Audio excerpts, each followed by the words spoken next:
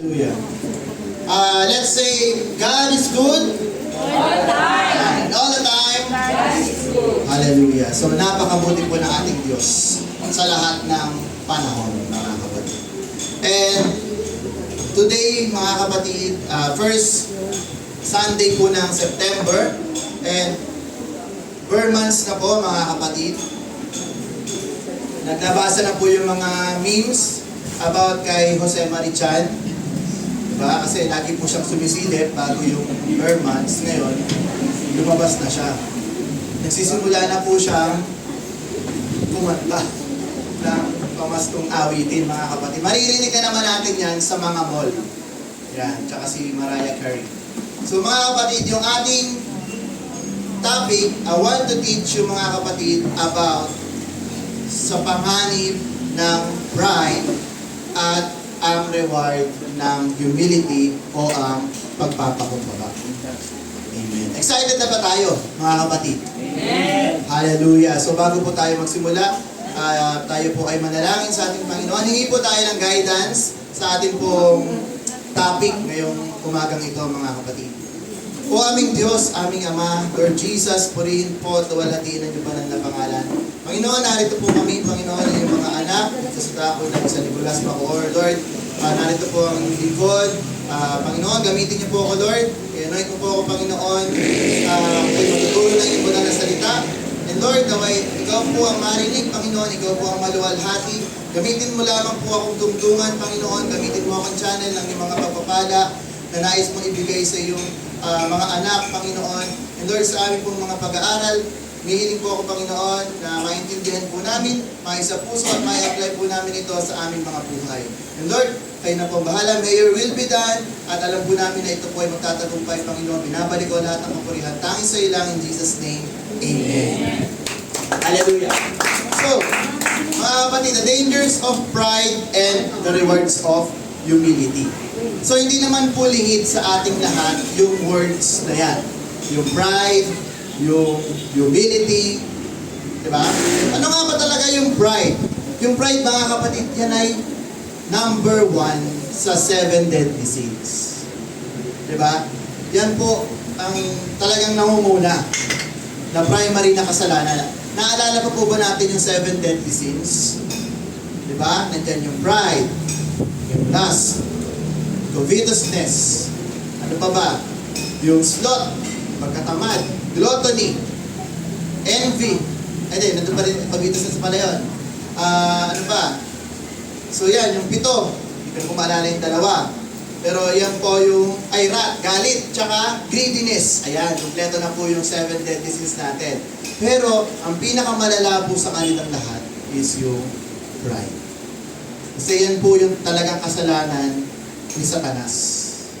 Yung pride, rebellion. So, maging sa mga tao na distinguish ng ating Panginoon na yan din ang isa sa kasalanan na lagi nating makocommit time and time again. Bukod dun sa 7 o sa 6 na binanggit kong mga kasalanan. So, pride is difficult to deal with. Mahirap daw siyang anuhin, tawag dito. Ano ba yung deal? Parang resolve ba? Dahil if you deal with pride in your life, the odds that can't see in your own life. Kasi madalas hindi natin siya napapansin. Hindi natin siya nakikita. Dahil alam natin na tama yung ginagawa natin, mindset natin, good tayo. Diba? Yun yung, kaya napakadelikado po ng pride. Kasi hindi po siya lantad. Tulad ng pagkainggit. Diba alam mo agad pag naiinggit ka, alam mo agad if you lust for something, alam mo agad kung nagagalit ka. Pero yung pride po, silent killer. Hindi po natin alam na unti-unti na pala tayong nilalamon ng ating pride. So ngayon, mga kapatid, malalaman natin, ano nga ba yung mga kapahamakan, dangers ng pride na yan? At bakit or paano po natin siya malalabanan bilang mga anak ng Diyos, mga kapatid? So, sa ating pag-aaral, I pray, mga kapatid, na we will have an open mind, open heart, na intindihin natin yung mensaheng ito dahil mahalaga to. Diba? Ito po ay para sa atin. Kasi ang ating Panginoon, binigay na po sa atin ang lahat ng guidance na nasa Biblia, mga kapatid. And us, ang role po natin is to practice and to apply yung mga mapag-aaralan natin into our lives, mga kapatid. So, let's start looking at pride. So, next slide tayo. Scripture warns of pride. So, lagi tayong pinaalalahanan ng banal na kasulatan about sa pride. At napakaraming beses yan, mga kapatid. Sabi dito, I don't think that Solomon daw, pinakamatalinong tao na nabuhay sa balat ng lupa. Lagi siya nagbibigay ng warning about sa pride. And yung mga reward ng humility o yung pagpapakumbaba sa mga teachings niya, so madalas makikita po natin yung mga salita ni Solomon sa Book of Proverbs. So pag-aaralan po natin yung Proverbs, marami po tayo nakikita doon about sa wisdom, about sa tamang pag-iisip, tamang pamumuhay, kasi napakatalino po talaga ni King Solomon. And dito po, mag-focus na tayo sa pride and humility. So, yun. Basahin natin. Proverbs 16:18 to 19, mga kapatid. Sabi dito, pride goes before destruction, and a haughty spirit before a fall. Ano pong meaning yan, mga kapatid? Yung pagbamataas daw, yan yung nangunguna bago ang pagkawasak. Diba? At ang Holy Spirit before a fall. Basahin natin sa Tagalog. Sino po pwede makapagbasa dito sa Tagalog? 18. Ang kapalalo ay humahantong sa pagkawasak, at ang mapagmataas na isipan ay ibabagsak. Amen. Diba? Ang mapagmataas na isipan, ano daw ang gagawin? Ibabagsak. 19. Sabi, better to be of a humble spirit with the lowly. So, dapat, mas maganda daw po na tayo ay merong mapagpakumbabang espiritu kasama yung mga mabababa than to divide the spoil with the proud. Kaysa nandun tayo sa mga mapagmataas na nanginginabang tayo. So, maigi na po kasama natin yung mga taong mabababa kaysa kasama natin yung mga mataas. So, pag meron pong pride kasi, ano siya, talagang, yan po yung pinaka-primary reason kung bakit po nagkakaroon ng conflict, pagtatalo-talo. Kasi lahat po ng tao, meron tayong pinangahawakan sa buhay natin na standards. Para sa akin, ito yung tama. Para sa inyo, ito yung tama. And, madalas po, pag nagka-clash yung pride, nangyayari, gera. Diba? So, madalas po, sa mga bansang nagkakaroon ng gera, nagkakakantinan po yan ng pride. So, let's start. Ano ba yung mga katangian ng pride? Sabi po dito, pride can kill our relationships with people. Amen. So, grabe po ng resulta kung tayo po ay mamumuhay with pride in our lives, mga kapatid. Pwede nitong masira yung yung relasyon natin, yung pakikisama natin sa mga tao. Tayo ba, mga kapatid, naka-encounter na ba kayo ng isang kaibigan o isang mahal niyo sa buhay na lagi na lang bida yung sarili niya? Tapos laging gusto niya, siya yung pakikinggan.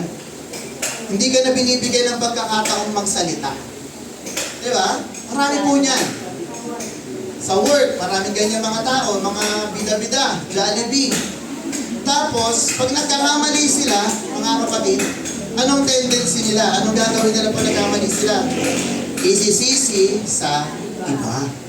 Sabihin nila, hindi, tama naman ako eh. Tama naman yung ginawa ko. Mali lang yung ginawa niya, kaya nagkawin-gawin yung, kunyari, project natin. Mali kasi siya eh. Tama ako. Lagi na lang siya ang tama. Diba? So, ganun po yung pride. Kaya, napakapangit po niyang ugali. Kasi, una, nasisira po yung relasyon natin sa tao dahil ina-isolate natin yung sarili natin. Hindi na tayo marunong makinig. Gusto ng mga taong prideful, lagi na lang siya ang pakikinggan. na dapat susundin mo yung sasabihin ko sa'yo. Ito yung tama eh. Ito yung ganto. Ganto yan. Ganto yan. Pakinggan mo ako. Mali ka, mali ka, mali ka. Hindi po ganun dapat ang mga Kristiyano. Dapat tayo bilang Christians, dapat we are, anong advice ng Bible? Good listeners. Slow to anger, less talk, more on listening. Kasi if you are prideful, lagi mo na lang gusto, hindi, dapat ako lagi masunod. Dapat itong plano ko yung masunod. Hindi po dapat ganun. Bilang mga Kristiyano, we value relationships. Diba? Hindi po tayo mabubuhay ng mag-isa. Wala pong taong kaya mabuhay ng mag-isa. And kahit na makamtan mo lahat ng yaman sa mundo, makuha mo na lahat, pinaka-famous ka na, doon ka na sa tuktok, pero mag-isa ka, hindi masaya. Diba? Anong advice ng King Solomon sa Proverbs? Mas maigi pa na magkaroon tayo ng humble spirit kasama yung mga mabababa kaysa kasama natin yung mga mapagmataas. Pero maginhawa nga sila, pero mapagmataas sila. Mas maigi pang mas kasama natin yung mga mabababa. Amen po ba tayo? Palakpakan po natin ang ating Panginoon. Ayan. Basahin natin yung Ecclesiastes 4, 9-12. Sabi dito sa mga nakasalatan, two are better than one, because they have a good reward for their labor. So, wala po talagang taong kayang mabuhay ng mag-isa. Dapat lagi po tayong may kasama. So, kahit sa Christian, di ba meron po kasi tayong mga naririnig na tao na, hindi, alam ko na yung Bible, hindi ko na kailangan magsimba, kaya ko lang mag-self-study, kaya ko na yan, magbabasa na lang ako mag-isa. Kasi ang relationship ko naman is with me and the Lord. Yes, tama. Ang relationship natin sa atin lang at sa Panginoon. Pero, anong sinasabi ng banal na kasulatan? Huwag natin kalilimutan ang gawain. Kasi sa gawain, sa fellowship, mga kapatid, doon tumatatag yung pananampalataya natin. Diba? Kasi pag tayo lang mag-isa, ano na nakikita natin? Puro kamalian lang natin. Diba? Pero pag natututo tayo sa experiences ng iba, mas lalo tayo nagiging matalino. Yung wisdom natin mas lumalago. Kasi alam na natin, kunyari nakita natin yung kapatid natin, may kahinaan sa ganitong bagay. Malalaman natin, ganun pala. So alam ko na, ganun pala yun. Hingi ka ng patnubay sa Diyos para tulungan ka niya na hindi mo na siya magawa. Diba? Kaysa yung mag-isa ka lang, hindi mo alam yung ibang kasalanan kasi ikaw lang eh. Alam mo lang yung mga kasalanan mo. O minsan, hindi mo pa alam na nagkakasala ka na kasi walang nakaka-observe pa sa'yo. Yung madalas po ganun eh. Ang tingin natin lagi sa sarili natin, tayo ay mga malilinis. Pero sa totoo, tayo po ay mga makasalanan. Yan po yung sin ng pride. Pag dumating ka na sa point ng buhay mo na tingin mo ikaw ay malinis na, yun na yun, pinapasok ka na ng pride. Tuloy natin. 10. For if they fall, sabi, one will lift up his companion. So kapag ang kapatid daw natin ay bumagsak o nadapa, anong gagawin ng kasama? Bubuhatin niya taas. But woe to him who is alone when he falls. For he has no one to help him. Pag mag-isa ka lang daw, pag bumagsak ka, mag-isa ka lang. Walang dadamay sa'yo. So hindi po talaga design ng ating Panginoong Diyos na tayo ay mag-isa lamang sa buhay natin. Kaya nga si Adan, di ba? Hindi siya ginawang mag-isa lang ng Diyos. Kasi kung si Adan lang mag-isa, malungkot siya. Wala siyang companion. Amen po ba mga kapatid? Sa 11, again, if two lie down together, they will keep warm. So di ba kapag magkatabi po yung mga tao, di ba nag-share po tayo ng body warm? Sabi, but how can one be warm alone? Marami po mga kapatid sa mga malalamig na lugar, lalo na yung mga, may mga kwento po ng mga survivors, yung mga na-stuck sa snow. Diba ano pong ginagawa nila? Nagyayakapan po sila. Kasi yung warmth ng katawan nila. Pero yung mag-isa lang na tao, pag nandun na siya sa lamig, mamamatay siya. Kasi wala siyang ibang source ng init. Ganun po yun mga kapatid. And then sa 12, though one may be overpowered by another, two will and withstand him. And the threefold cord is not quickly broken. Ito po, tumutukoy po yan sa pagkakaisa. Mga kapatid, kung ang isa, kaya i-overpower ng isa, pero pag dalawa kayo, hindi kayo kakayanin. Diba? Tulad ng Christian life natin, kung tayo mga kapatid, tinetest ng kaaway, kung hindi mo na kaya, anong dapat natin gawin? Tawag tayo sa Diyos at pwede rin tayo humingi ng tulong sa ating mga kapatid.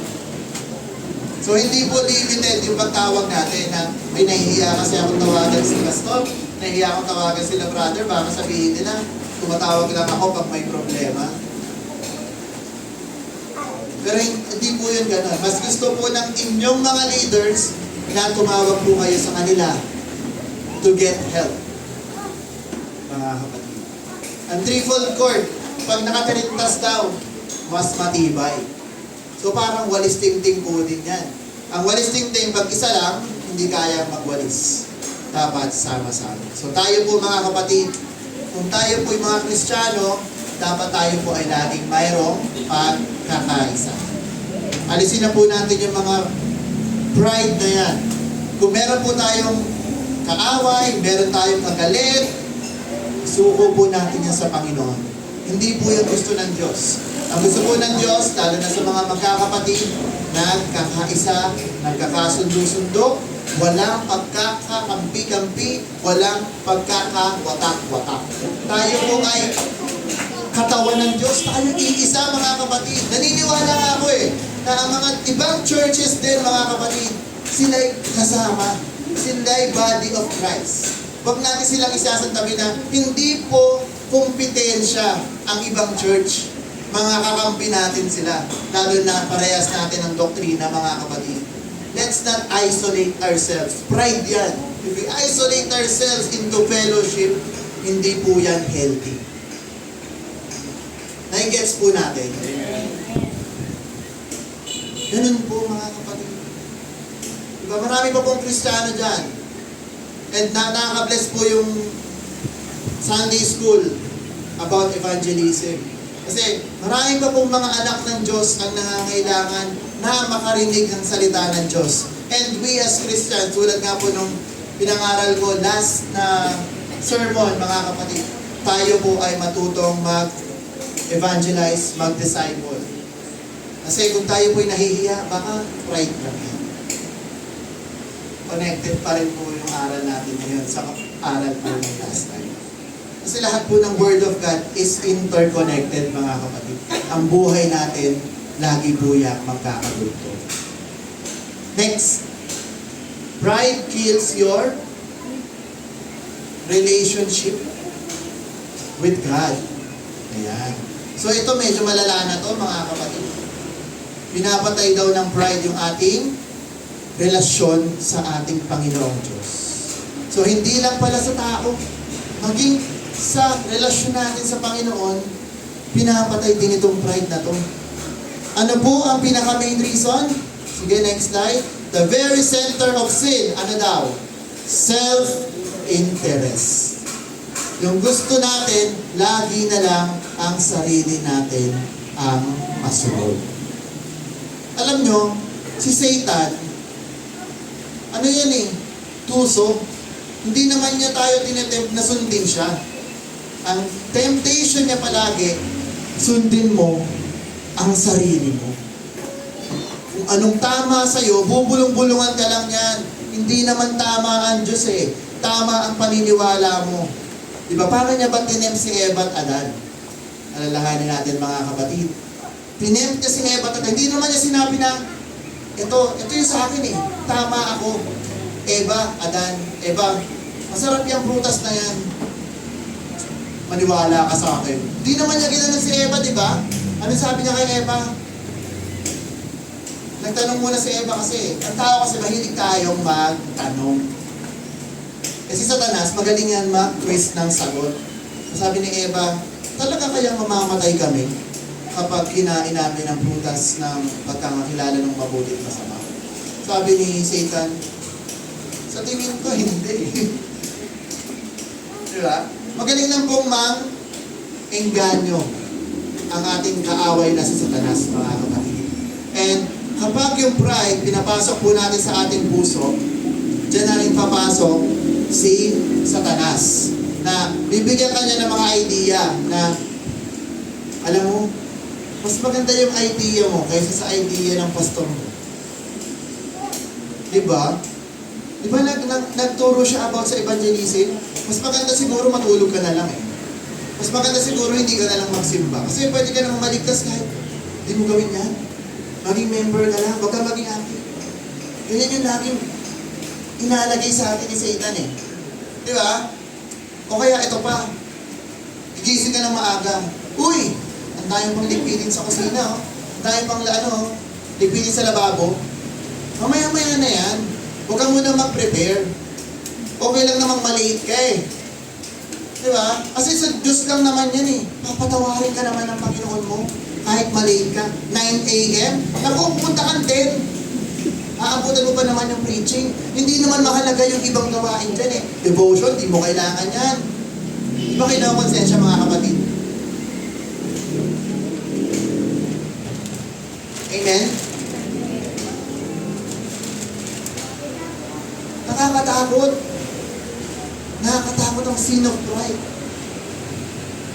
Di natin alam, unti-unti na pala tayo nilalamon yan. Akala natin tama pa yung palate-late lang, tama pa yung hindi natin pag-attend ng Sunday, ng Wednesday, ng Friday. Diba parang okay lang eh. Magaan lang.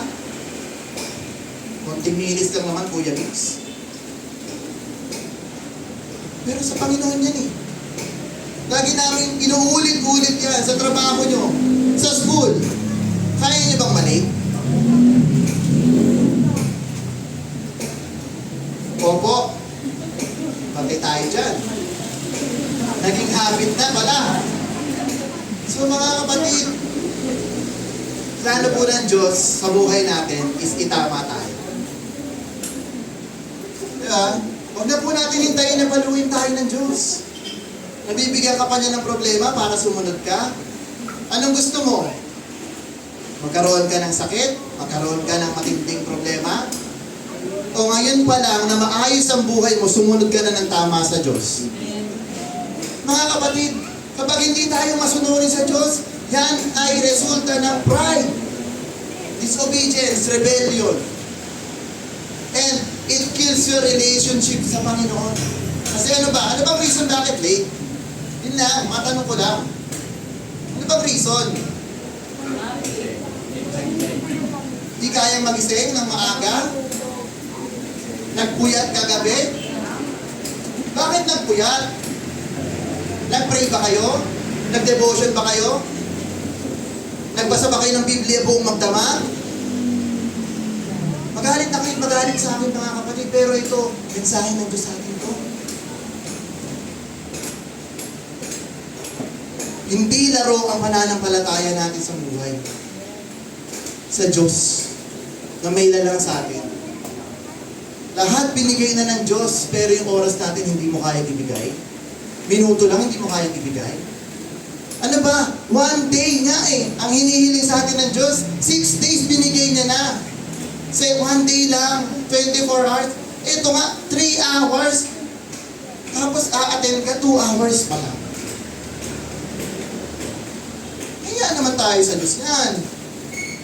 Hindi po yan maganda. Di po ako nagpapatama dito ah. Lahat po tayo guilty. Wala pong banal dito. Wala pong magaling dito. Kahit ako may mga pagkukulang din ako sa Diyos. Pero pinagpipray ko na, Lord, baguhin mo.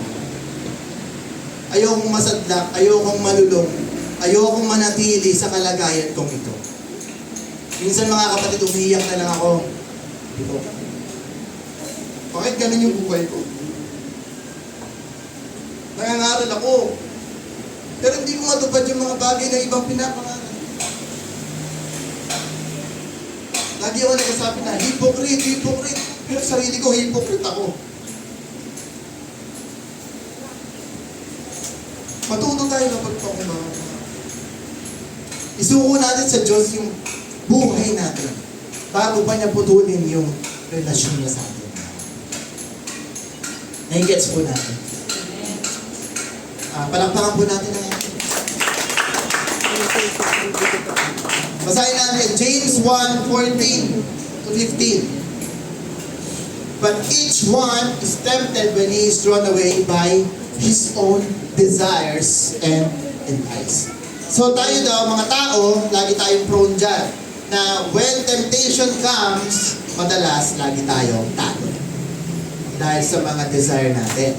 15. Then, when desire, kung tayo nagpatalo sa desire, kung anong resulta niyan, it gives birth sa sin. Kasalanan na. And sin, when it is full grown, kamatayan. Kasi ganun po yan eh.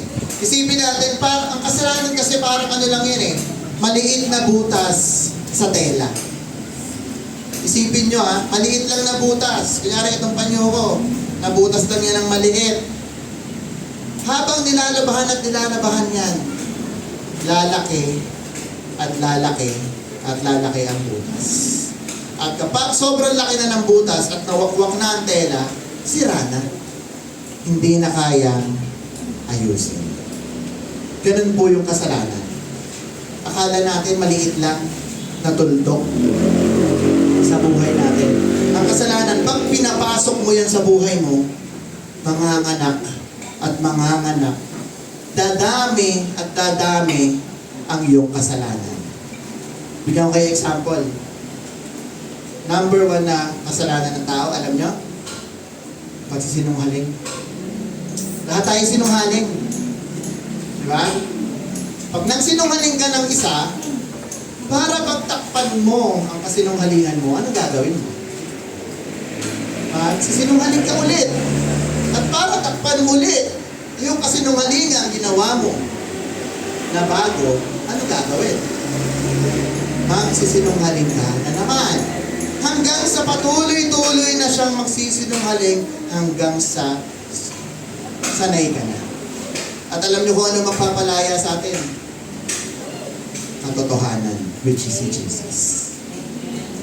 Para maputol yung chain ng kasinungalingan sa buhay natin, dapat nating paglingkurang mabuti ang ating Panginoong Hesus dahil siya ang daan, katotohanan, at ang buhay. Diba? Kung mapapansin niyo mga kapatid, kung meron kayong mga naatrasong tao, kung magsisinungaling kayo, gagawa kayo ng kwento para makalusot lang kayo, lalong lumalala. Pero kung aaminin niyo yung kasalanan niyo, na nagkamali kayo, na mali kayo, eto, patawarin mo ako, anong nangyayari? Tapos agad. Hindi tumatagal ang problema dahil meron kang pagtatapat at nagsasabi ka ng katotohanan. So, ganun po yan mga kapatid. So, para maiwasan po natin ang patuloy na pagkakasala sa buhay natin, desire pa lang, pag-iisip pa lang natin, pag-pray na natin sa ating Panginoon Diyos, tulungan mo ako, Lord. Mahina ako. Sa sarili ko, hindi ko to kaya mag-isa. Ikaw lang ang kayang pumuksan ito sa buhay ko. Kasi maniwala kayo sa hindi, mga kapatid. Marami ng mga Kristiyano nag-try na ayusin ang sarili nila sa sarili lang nila. Hindi sila nagtagumpay. Kasi, self-interest. Diba? Yun. Sabi natin kanina, pride. Next, pride kills your ability to grow. Ayan. Hindi tayo lumalago dahil sa pride na yan. Alam niyo kung bakit? Kasi ang ating Diyos, patuloy na nangungusap sa atin. And tayo mga kapatid, kapag meron tayong pride, ang ugali ng isang prideful na tao, ayaw niyang tumanggap ng ibang informasyon galing sa iba. Diba? Magsasuggest ka, hindi, pangit yan. Ito mas maganda sa akin. Sabihin mo, ay mali po yung ginagawa nyo. Hindi, tama yan. Tested ko na yan. Ilang beses mo ginawa yan. Ganun po yung prideful na tao. Hindi po siya lumalago. Imbis na natuto siya ng isang bagay na bago, hindi na siya natuto. Kasi dun pa lang sa moment na binibigay sa kanya yung informasyon, pinipigilan niya na. Huwag po sana tayo maging ganun. Ano sabi sa Bible? Ask and it shall be given, seek and ye shall find, knock and it shall be opened. Walang taong know it all. Walang taong alam lahat. Kahit si Einstein, hindi niya alam lahat. Kahit si King Solomon na pinakamatalinong tao, hindi po niya alam lahat. Kaya wag po natin iisipin sa sarili natin, alam ko na lahat. Kahit sa mag-asawa, sabihin ng asawa mo, makinig ka sa akin, alam ko na yan. And tama rin pala yung sinasabi ng asawa mo, makinig din tayo. Ang isang taong humble and walang pride, marunong makinig. Kaya nga lagi sinasabi sa Bible yan na faith comes from hearing, hindi naman faith comes from talking. Amen po ba? And by listening to God's Word, we grow, we mature. Kaya kapatid, kung sa ngayon, naiisip mo, bakit kaya hindi ako lumalago? Baka naman kasi ayaw mong tanggapin. Baka kasi ayaw mong pakinggan ang boses ng Diyos na nagtuturo sa iyo. Amen. Basahin natin. Matthew 11:28-30. Ito sa mga may problema. Come unto me. Alam na lang natin yan. All who you labor and heavy laden, I will give you rest. Take my yoke upon you and learn from me. Matuto daw tayo sa Diyos. Matuto. For I am gentle and lowly in heart. Ano daw ang Diyos? Gentle, lowly in heart, mapagpakumbaba. And you will find rest for your souls. For my yoke is easy and my burden is light. Palakpakan natin ang Diyos. Napakabuti. Alam niyo mga kapatid, isang fun fact lang. Ang mga taong matatalino, ang isip niyan, restless, walang pahinga. Kasi matalino Dami niyang iniisip. Ano kaya mangyayari sa mundo? Climate change. Ano kaya mangyayari? AI.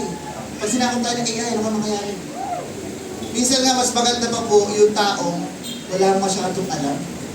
Kasi wala masyadong problema.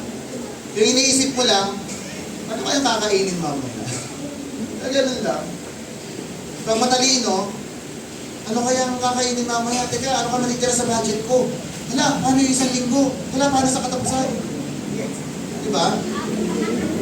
Alam niyo mga kapatid, ang tinuturo ng ating Diyos, alam niyo ba?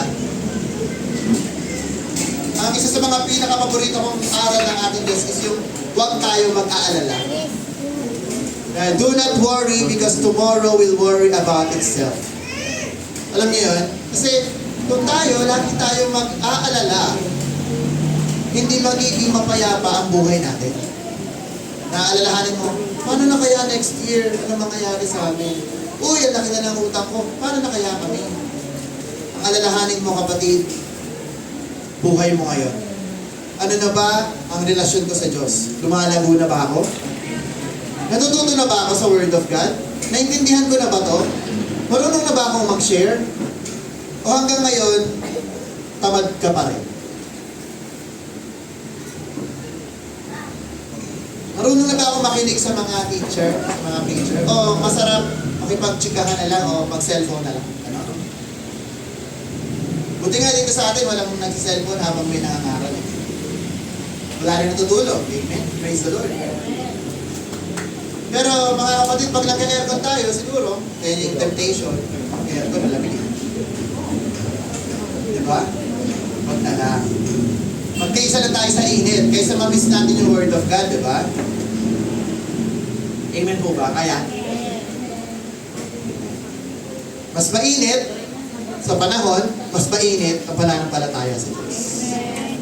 Kasi pag malamig, baka manlamig na rin. Pero iniisip ko din, baka pag may aircon na, baka maaga lang punta. Kasi mainit sa bahay, papalamig na lang ako dito, agahan ko. 8:30, dito na ako. Oo, kaya Sabado pa lang, Pastor, dito na po ako matulog ha. Ako na po magbabantay ng church, pero buksan mo aircon. Diba? Pwede rin. Pero hindi po yun ganun mga kapatid ha. Diba? Pananampalataya natin sa Diyos, may kalakip na sacrifice. Diba? Obedience plus sacrifice. Hindi po, di ba sabi kasi nila, obedience is better than sacrifice.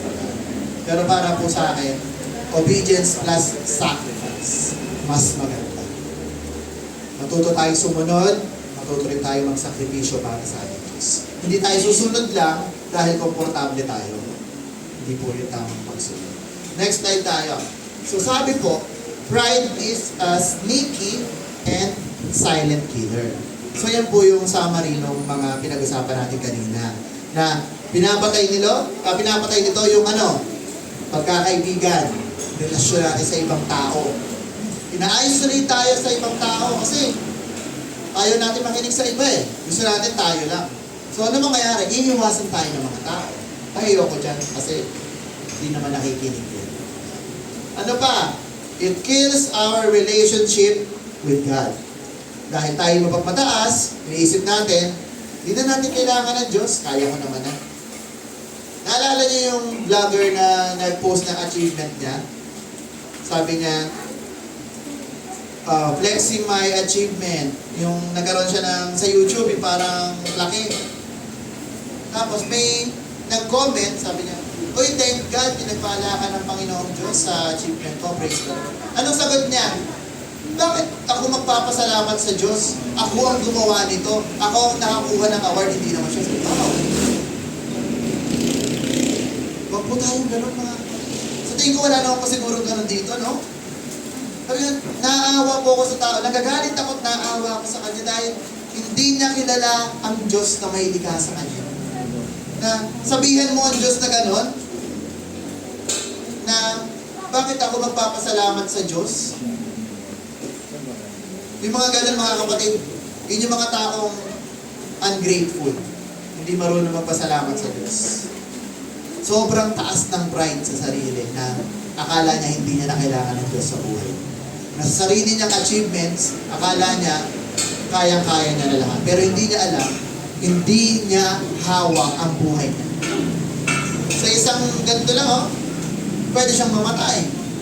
Okay, pwede kunin lahat ng achievements niya. Kunyari, kung sana mangyari, masunog ang bahay niya. Kung nasa ng achievements mo, nasa na yung pinag-aayabang mo? O mag-down yung YouTube site niya, ma-report. O nasa ng pinagkakitaan mo ngayon? Huwag po natin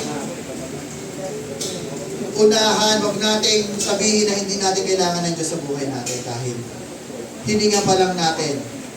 Oxygen natin na hinihinga galing sa Diyos yan. Hindi mo yan binibili. Diba? Huwag na natin hintayin na dumating tayo sa panahon na pati hangin, bibilihin na. Dati ang tubig, mga kapatid, libre lang eh, di ba? Ngayon, binibili na ang tubig. So baka pagdating sa future, pati hangin, bibilihin mo na kasi sobrang polluted na ng hangin. Bibili ka na ng fresh air. Pero nangyayari na po yan. May nagbibenta na po ng canned air ngayon sa China. Kasi sa China, sobrang polluted na. So, para makalanghap ka ng sariwang hangin, bibili ka ng canned air. Gaganunin mo, oxygen, sarap. Diba? Hindi po. Talagang fresh air lang siya. Pwede pala yun. Yung hangin nilalagay sa lata. Okay. Pero naniniwala po ko darating tayo sa panahon na yun. Kung hindi pa po ko din ng Diyos ang mga hinirap. Tuloy natin. And imagine, tayo po ay hindi daw lumalago sa pananampalataya. So it is pride that will keep us from learning from walking into the unforced freedom of grace. Ang meaning po ng unforced freedom of grace is meron po tayo ease and enjoyment pag tayo po daw ay lumalakad sa biyaya ng Diyos. Diba? Ang paglilingkod natin sa Diyos, masaya, maginhawa. Ano sabi ng Diyos sa kanina natin binasa? For my yoke is easy and my burden is light. Ibigay natin yung kabigatan natin sa Diyos. Alam niyo kung bakit bumibigat yung yung buhay natin? Dahil hindi natin siya binibigay sa Diyos. Yun eh. Kaya lagi na lang iniisip mo, lagi na lang ako may problema. Binubuhat mo kasi. Hindi mo nilalapag. Imaginein mo isang example niyan. Sumakay ka ng jeep, may buhat kang malaking sako, kunyari. Sumakay ka ng jeep, pag upo mo, kinalog mo yung sako. Maluwag. Sabi ng bigat-bigat naman. Hirap na ako sa buhay mo. Sabi ng driver, ito pa po sa lapag. Ang luwag-luwag ng jeep po. Anong ginanon niya? Ay, ang gaan lang pala. Nakarating ako sa patutunguhan ko, hindi ako nahirapan. Dala-dala ko ba ito? Nabitbit ko. Minsan kasi ganun tayo eh. Pag meron tayong dinadala sa buhay natin, dadalhin lang natin siya. Tapos hirap na hirap ka na, Lord. Hirap na ako sa problema ko. Iyak-iyak ka, Panginoon, tulungan mo ako. Pero nang sabi ng Panginoon sa'yo, mensahe ng Diyos sa'yo, anak, bitawan mo. Ayaw mong bitawan. Inuutusan tayo ng Diyos na let go of the things of this world.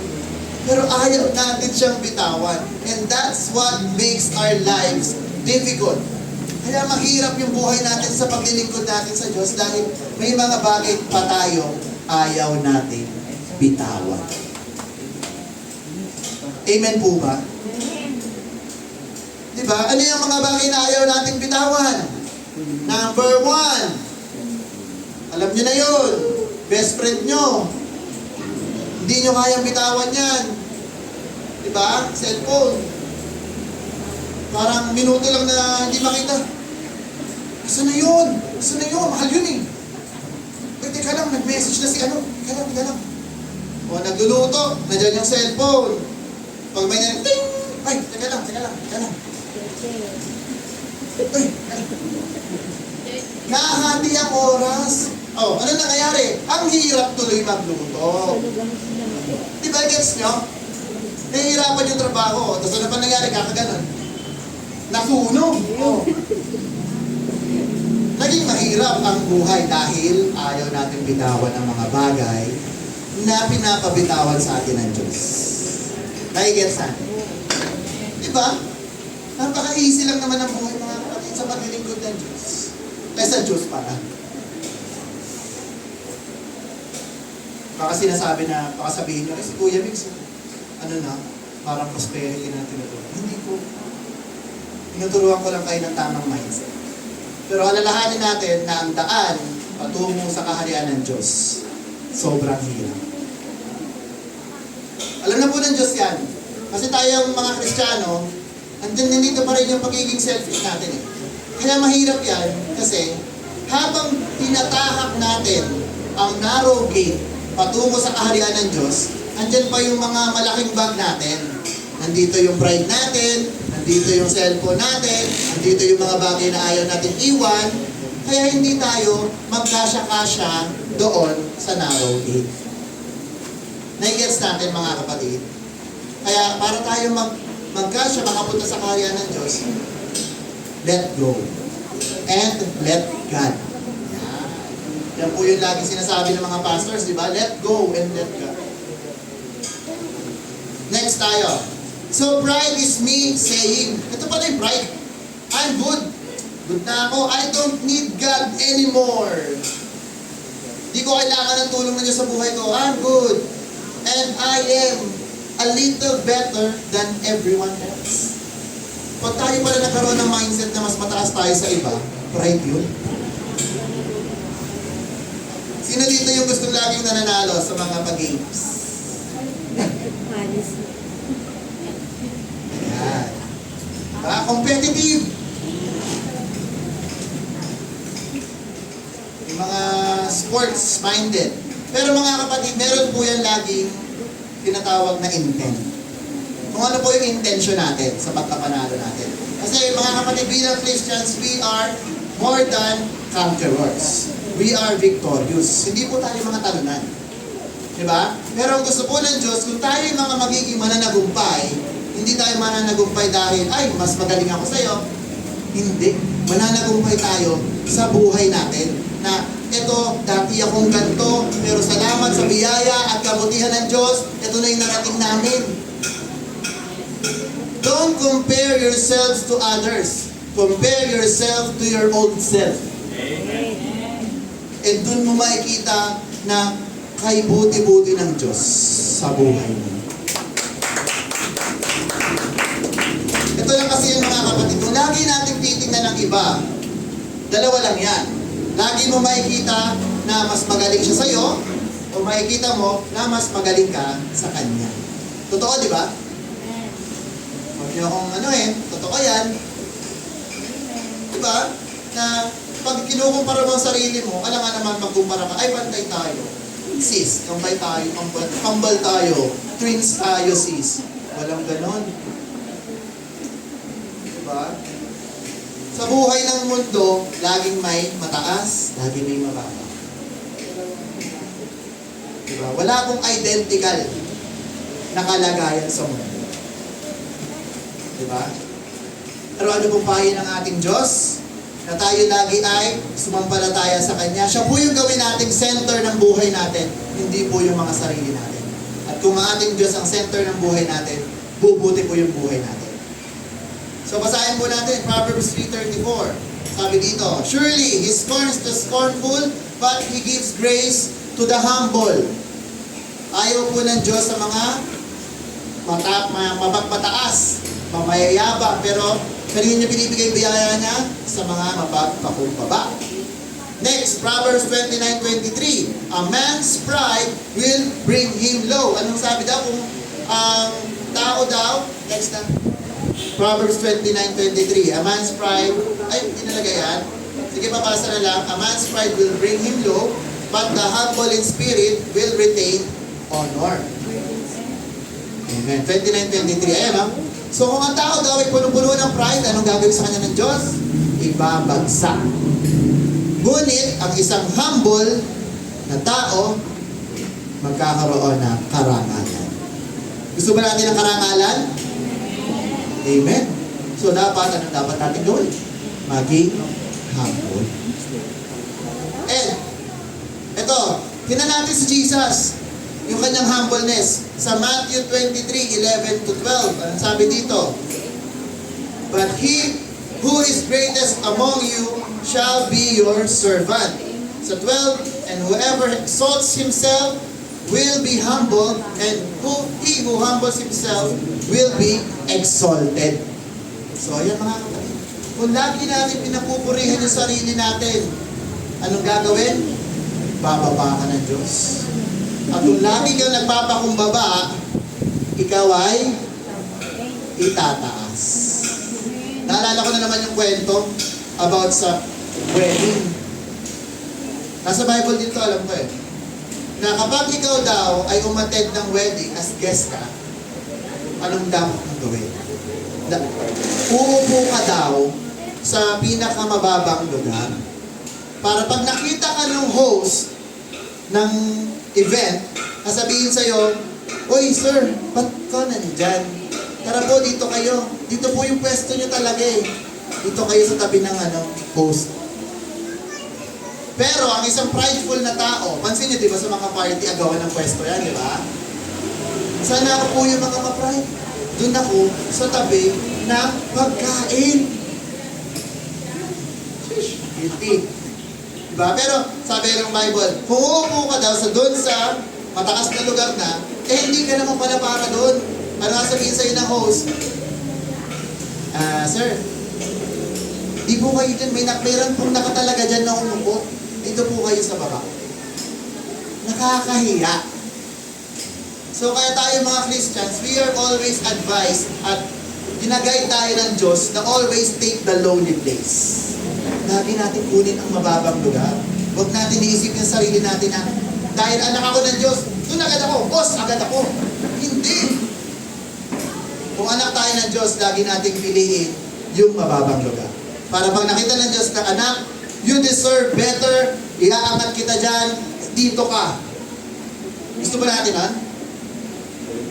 Parang ayaw niya yata. Amen. Pero kung ikaw mapapataas ka, sabi ko, ay dito ako. Kasi yung skills ko, pang boss na ako eh.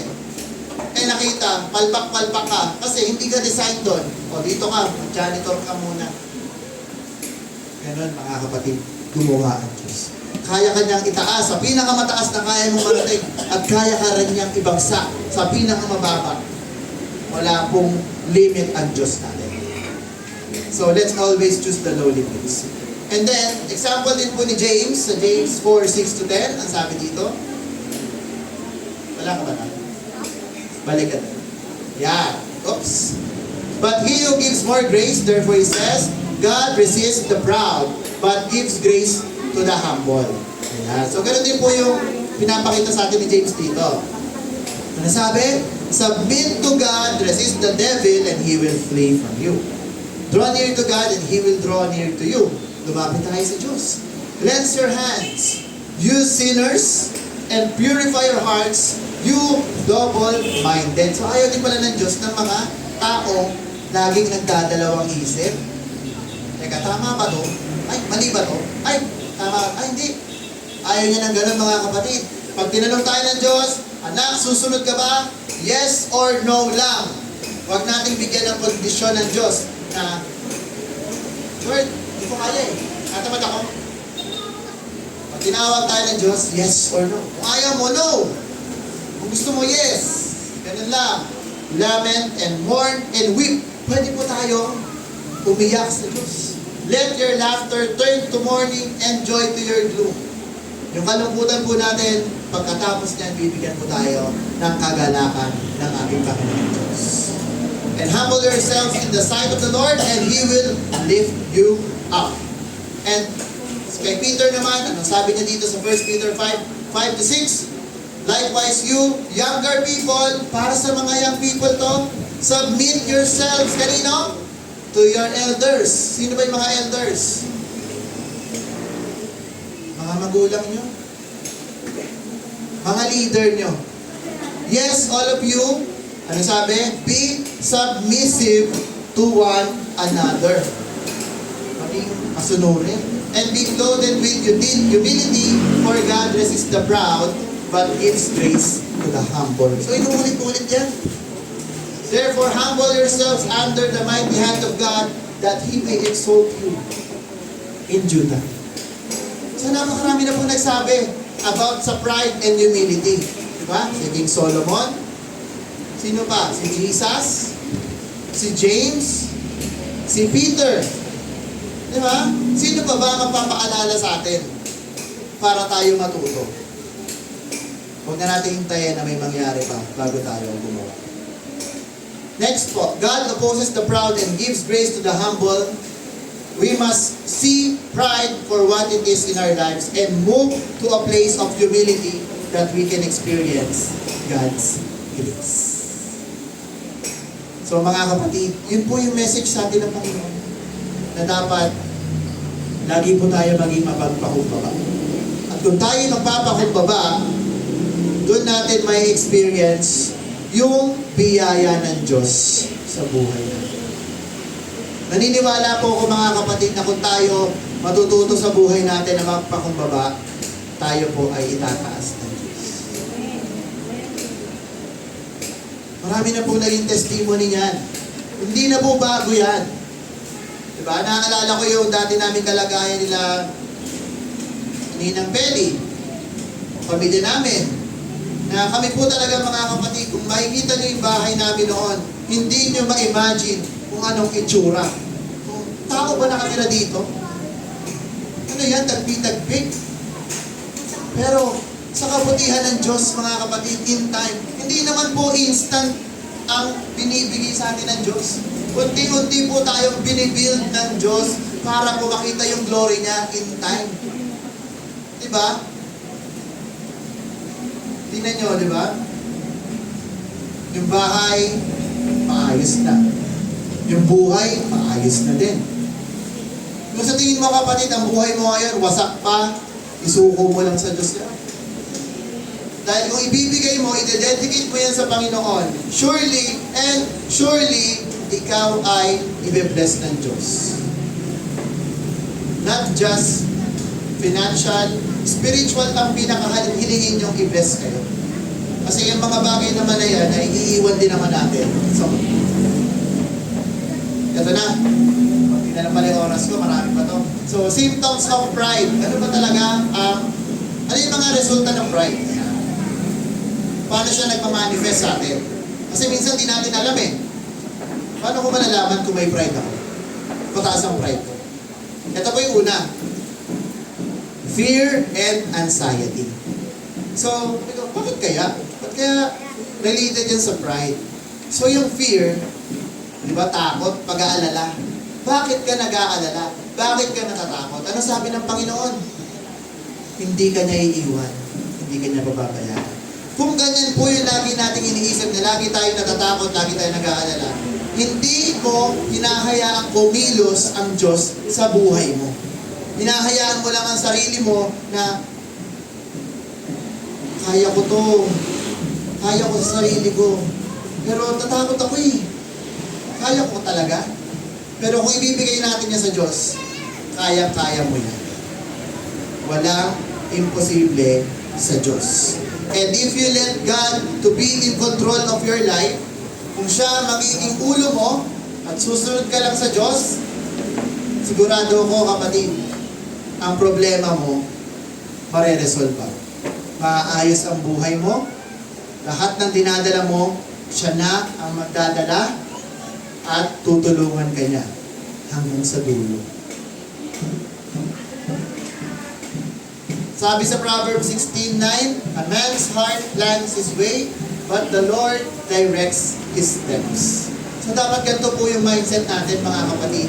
Kung meron tayong mga plano sa buhay natin, mga pag-aalala natin sa buhay, gawin natin prayer na, Lord, kayo po ang mag-lead sa akin. Tulungan niyo po ako na maging tama po yung mga decisions ko sa buhay.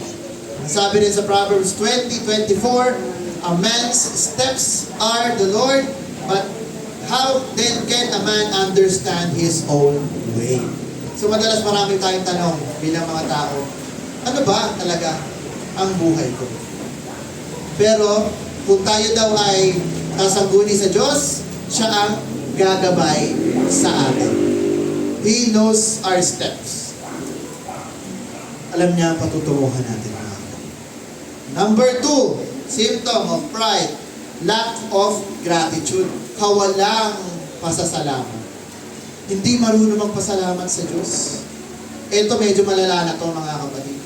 Diba? Sabi nga sa Bible, in everything give thanks. Pero ito, ano na ang nangyayari sa isang prideful na tao? Hindi na siya marunong magpasalamat sa Diyos. Na ang akala niya, tulad nga ng example ko kanina, akala niya lahat ng achievements, accomplishments niya, siya ang may gawa. Pero hindi niya alam, nakalakip doon ang biyaya ng Diyos. Kasi kung hindi binigay ang talent na yan sa'yo, hindi mo yan magagawa. Oo, nag-training ka, oo, nag-practice ka, pero kung hindi ka binigyan ng lakas ng Diyos para gawin mo yun, hindi mo rin gagawin. So lahat po yan, dapat pagpasalamat natin sa Diyos. At hindi na po yan bago sa atin. So dapat tayo pong mga Christians with a humble spirit, we should always be grateful and thankful sa ating Panginoong Diyos. Amen po ba mga? Sige, diretso na tayo sa 3. People pleasing. Madalas po sa mga prideful na tao, gusto niya, lagi siyang pinupuri ng iba. Na, uy, ang galing-galing talaga niya. Uy, tinan mo, na-promote na naman siya, oh. Uy, nanalo yan, ang galing. Yan ang nagpapalaki ng tenga sa mga prideful na tao. Uy, achievement na naman siya. Uy, honor. Uy, valedictorian. Uy. Pero, hindi naman po yan masama. Yung mga achievements na yan, mga kapatid. Huwag niyo akong i-misunderstood, ha, na porket Christian tayo, dapat maging wala tayong alam. Hindi po. Kung gusto ng Diyos sa atin, we excel, pero tayo po, yung mga achievements natin, we bring it back to the Lord. Na ang glory, yung praises, yung honor, laging sa Diyos, hindi sa atin.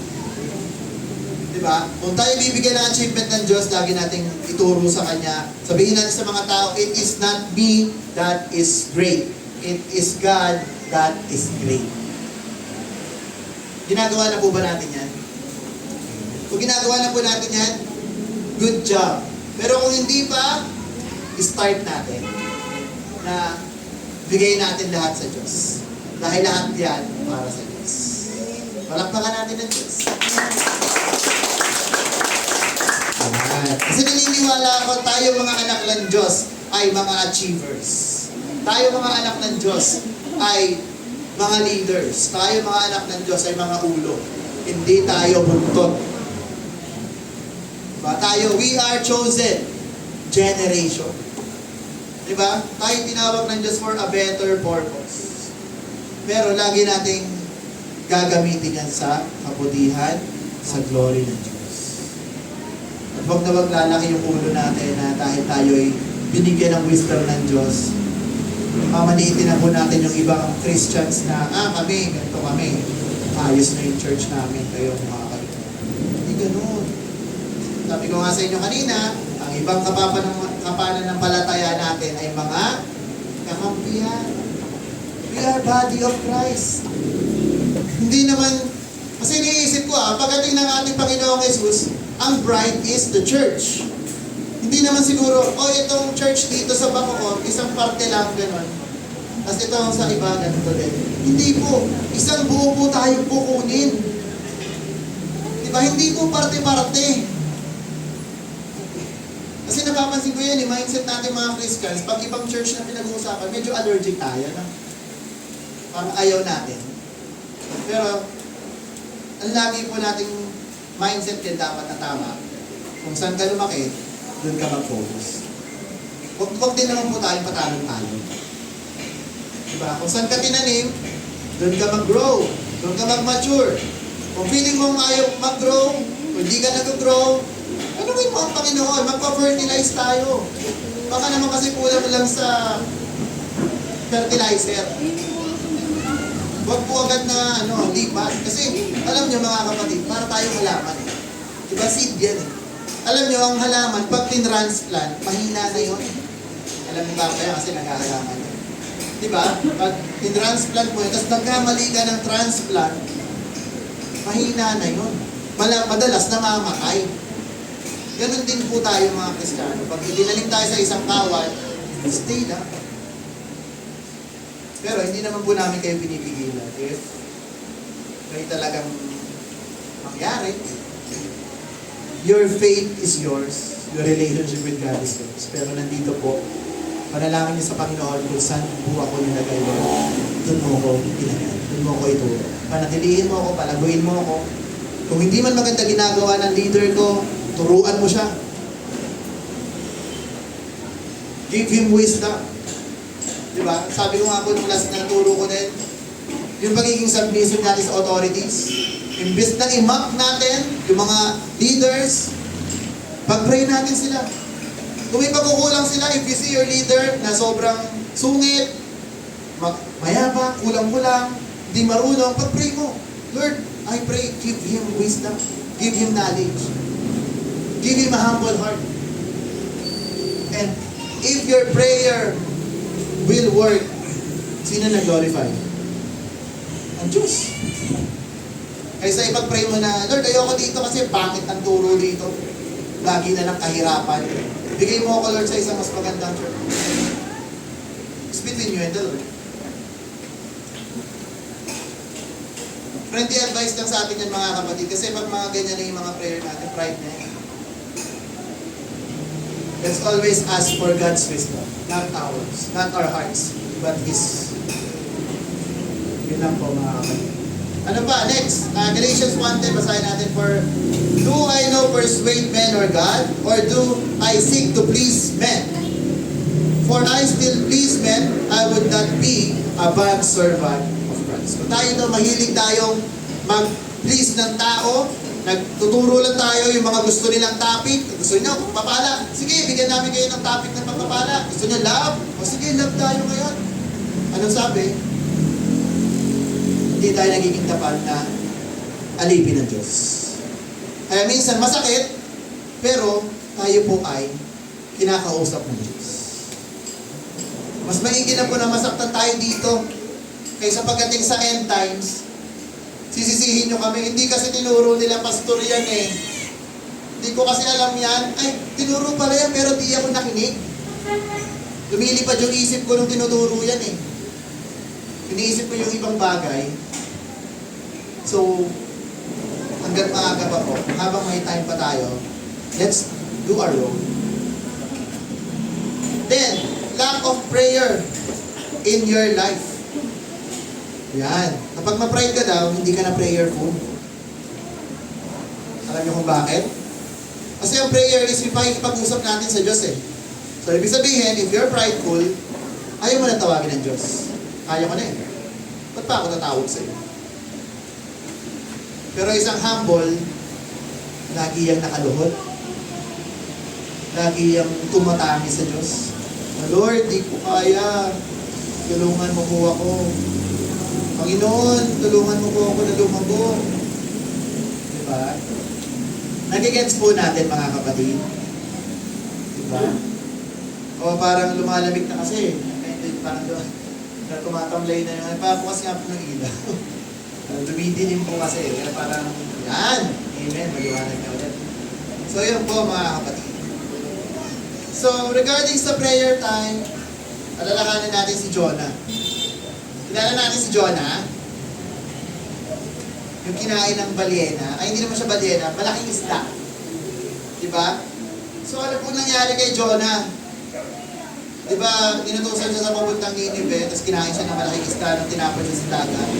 Anong ginawa niya sa loob ng isda? Siya po ay nanalangin. Sinaalala niya eh, hindi na ako tumatawag sa Diyos. Mababasa po natin yan sa Jonah 2:7-10. So hindi ko na po babasahin yan, pero nandyan po yan. Yung prayer po ni Jonah. Yan, naalala niya ang Diyos. Diba? I remember the Lord. Ito po yung prayer. Ano ginawa ng ating Panginoon Diyos? Siya po ay inilubak. Sinagot po yung kanyang panalangin. Napakabuti po ng Diyos, no? Kasi ang ating Panginoon, pag nanalangin ka sa Kanya, naririnig niya at sinasagot niya yung ating panalangin.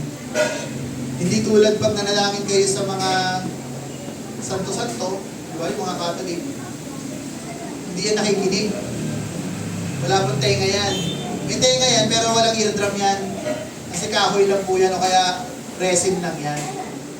Pero ang Diyos natin, mga kapatid, ay buhay na Diyos. Nag-iisang buhay na Diyos ang ating Panginoong Hesus. At siya po ay nakikinig at sumasagot ng ating mga panalangin. Lapit na ako. Sige, next slide tayo. Pero malapit na rin po naman. Humility is very important, but it is also very misunderstood. So, ang humility, mga kapatid, hindi po siya sign na mahina kayo. Hindi siya nangangahulugan na wala kang confidence sa sarili mo, na mababang uri ka ng tao. Hindi po. Ang humility, mga kapatid, is yung pag-iisip natin na ang buhay natin ay hindi lang sa sarili natin, ang buhay natin ay para sa Diyos at para sa kapwa natin. Yun po ang tunay na humility. Yung submission natin sa Diyos. Yan po ang humility, mga kapatid. Opposite yan ng pride. Sabi po ni C.S. Lewis, true humility is not thinking less of yourself, it is thinking of yourself less. Nalagay ba yan? Hindi. Ayan. True humility is not thinking of less of yourself, it is thinking yourself less. Naintindihan po natin na kapag ikaw daw ay humble, hindi mo tinitingnan na sarili mo na mas mababa, kundi tinitingnan mo o yung sarili mo, iniisip mo lang na hindi ka masyadong mataas. Na you think less lang. Yun ang pagiging humble. And humility isn't about thinking less or devaluing yourself. It is yun nga, centering God as He should be focused on your life. And it is also raising others up pagtataas natin sa iba, mga kapatid. Then, Philippians 2:3-8. Basahin na lang po natin yan sa ating mga bahay. About din po yan about sa humility. And then, summary lang po tayo. Pride is a silent sneaky killer. Yun yung kanina. It kills your spiritual growth. And scary thing, you may never know it's there. Hindi natin alam na meron na pala tayo niyan, mga kapatid. Which is why we work so hard today to expose prides in our lives. And what it takes to take out pride, ayan. Paano natin siya maaalis? Humility. Pagpapakumbaba. It is important. And it protects us sa silent killer, which is pride. Ano dapat natin gawin sa Matthew 6:6? Ito pwede natin gawin to. But you, when you pray, huwag tayong tulad ng mga Sadducees. You go into your room, and when you have shut your door, pray to your Father who is in the secret place, and your Father who sees in secret will reward you openly. So dapat meron tayo talaga prayer time. Nakakapag-prayer time pa po ba tayo? Yung kaimtim na prayer? Na tayo lang po at let's practice it, mga kapatid. Kasi doon natin may lalabas lahat sa Panginoon. Ayaw po kasi ng Diyos yung, oo nga, pagdating ng linggo, makikita ka nila, nakaluhod ka dyan, tumatamis ka dyan. Pero pagdating ng ibang araw, ano yung buhay mo? Alam niyo na yung term na yun. So sana wag tayong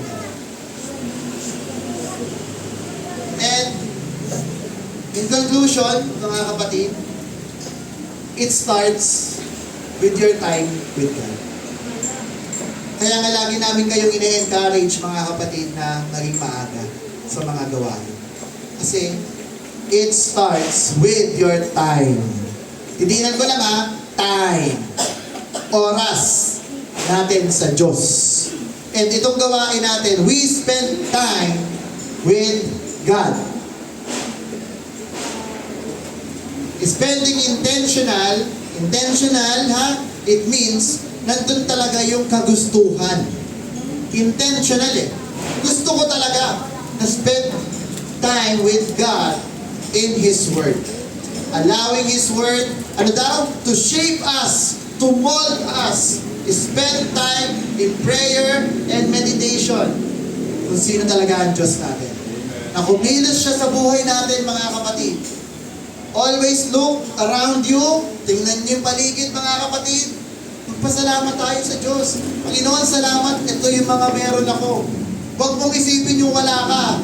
Wala ka nun. Huwag mong isipin yun. Isipin mo yung mga bagay na binigay sa'yo ng Diyos. Panginoon, maraming salamat. Binigyan mo ako nito. Maraming salamat. Binigyan mo ako ng buhay ngayon. Maraming tao, mga kapatid,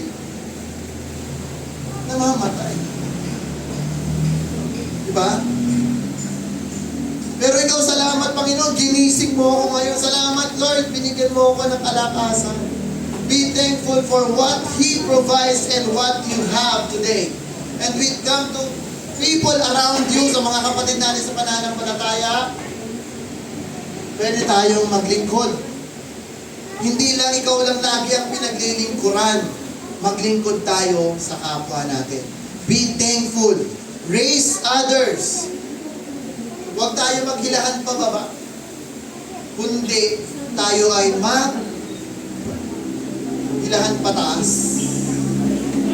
Kung ikaw, kapatid, nararamdaman mo na ikaw, kailangan nating tumulong sa kapatid. Tumulong ka. Kung nangangailangan ka naman ng tulong, huwag kang mahiyang lumapit sa kapatid. Dahil tayo, mga kapatid, ay iisang katawan tayo. Hindi tayo magkakaiba. We have different roles, pero pare-parehas tayo anak ng Diyos. Pare-pareho tayo binigyan ng kaligtasan, pinili, binihisan ng Diyos ng kanyang kaluwalhatian, pinatawad sa mga kasalanan. Wala pong mataas dito, wala pong mababa dito. Lahat tayo sa paningin ng Diyos, tayo'y mga anak niya.